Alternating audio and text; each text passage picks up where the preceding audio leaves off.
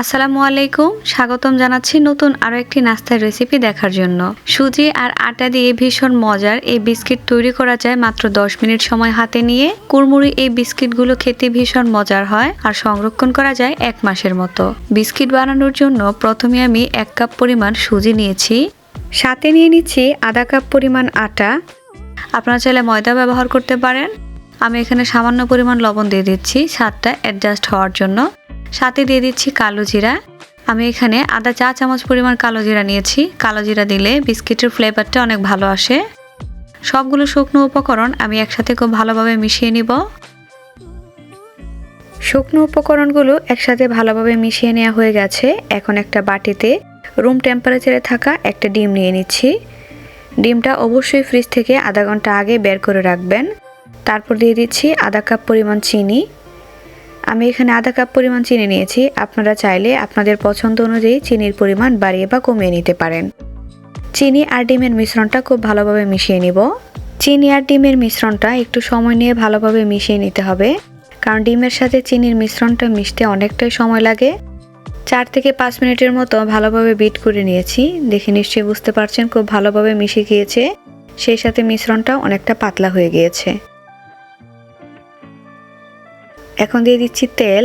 আমি এখানে 1 টেবিল চামচ পরিমাণ তেল দিয়ে দিচ্ছি। তেলটাও খুব ভালোভাবে মিশিয়ে নিব। তেলটা অবশ্যই দেওয়ার চেষ্টা করবেন, তেল দিলে বিস্কিটটা অনেক ক্রিস্পি হয়। আমি আরও 2 মিনিটের মতো তেলটা মিশ্রণের সাথে মিশিয়ে নিয়েছি। এখন যে শুকনো উপকরণগুলো রেখেছিলাম সেখানে এই মিশ্রণটুকু দিয়ে দিচ্ছি।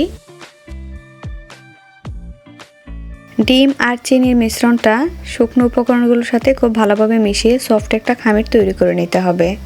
আমি এখানে যে পরিমাণ সুজি এবং আটা নিয়েছি সেই পরিমাণে মিডিয়াম সাইজের একটা ডিমই পারফেক্ট।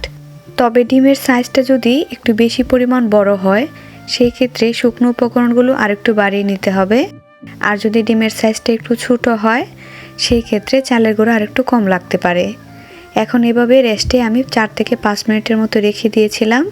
সেইখান থেকে সামান্য পরিমাণ খামির নিয়ে হাতে অল্প পরিমাণ তেল লাগিয়ে নিয়ে তারপর আমি নাস্তাগুলো বানিয়ে নিচ্ছি। প্রথমে ভালোভাবে গোল করে নিতে হবে, তারপর আপনাদের পছন্দ অনুযায়ী ডিজাইন করে বিস্কিটগুলো তৈরি করে নিতে পারেন।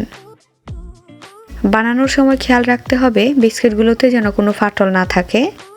আমি একটু লম্বালম্বি করে বানিয়ে নিচ্ছি। আপনারা চাইলে গোল কিংবা চ্যাপ্টা করেও তৈরি করে নিতে পারেন। সবগুলো আমি একইভাবে বানিয়ে নেওয়ার চেষ্টা করছি। সবগুলো একই সাইজের বানাতে যদি ঝামেলার মনে হয় সেক্ষেত্রে আপনারা টেবিল চামচ ব্যবহার করে সেই মাপ অনুযায়ী সবগুলো বিস্কিট বানিয়ে নিতে পারেন। অল্প সময়ে ঝটপট নাস্তা তৈরি করতে চাইলে এরকম নাস্তার কোনো বিকল্প নেই। অল্প সময়ে অনেকগুলো নাস্তা তৈরি করা যায়, সেই সাথে খেতেও কিন্তু ভীষণ মজার হয়। আমি সবগুলো নাস্তা একইভাবে বানিয়ে নিয়েছি। বানিয়ে বেশিক্ষণ অপেক্ষা করা যাবে না। চুলায় মিডিয়াম টু হাই হিটে আমি তেল গরম করে নিয়ে তারপর নাস্তাগুলো দিয়ে দিচ্ছি। খুব বেশি পরিমাণ নাস্তা একবারে দেওয়া যাবে না, কারণ এগুলো ভাজার সময় অনেকটাই নরম থাকে। বেশি পরিমাণে নাস্তা একসাথে ভেজে নিলে ভেঙে যাওয়ার সম্ভাবনা আছে। চুলায় দেওয়ার পর 2 মিনিট পর আমি উল্টে পাল্টে 2 পাশেই খুব ভালোভাবে ভেজে নিব। এক পাশ ভেজে নেওয়া হয়ে গেছে, আমি বাকি পাশটাও ভালোভাবে ভেজে নিচ্ছি। আলতো হাতে নেড়েচেড়ে ভেজে নিতে হবে, কারণ গরম থাকা অবস্থায় খুবই নরম থাকে। প্রতিটা নাস্তার ব্যাচ হতে 3 থেকে 4 মিনিটের মতো সময় লাগে। এই পর্যায়ে মিডিয়াম টু হাই হিটের মাঝামাঝি চুলার আঁচ থাকবে। বেশি আঁচে ভাজলে উপর থেকে কালার চলে আসলেও ভিতরে পারফেক্টভাবে কুক হবে না। ভালোভাবে ভেজে নেওয়ার জন্য মিডিয়াম টু হাই হিটের মাঝামাঝি জালটা রেখে তারপর সবগুলো বিস্কিট আমি ভেজে নিচ্ছি। তেল জড়িয়ে বিস্কিটগুলো আমি একটা টিস্যু পেপারের মধ্যে উঠিয়ে নিয়েছি, এতে বাড়তি তেলটুকু ঝরে যাবে। রুম টেম্পারেচারে রেখে আমি বিস্কিটগুলোকে ঠান্ডা করে নিয়েছি। ঠান্ডা হওয়ার পর বিস্কিটগুলো অনেকটাই কুড়মুড়ে হয়ে যায় আর খেতেও ভীষণ মজার হয়। অল্প সময়ে তৈরি করে দীর্ঘদিন সংরক্ষণ করা যায়।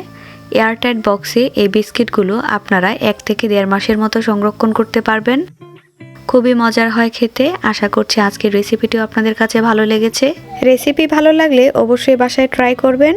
আর ভিডিওটি দেখার জন্য আপনাদের সবাইকে অসংখ্য ধন্যবাদ। সবাই অনেক ভালো থাকবেন। আসসালামু আলাইকুম।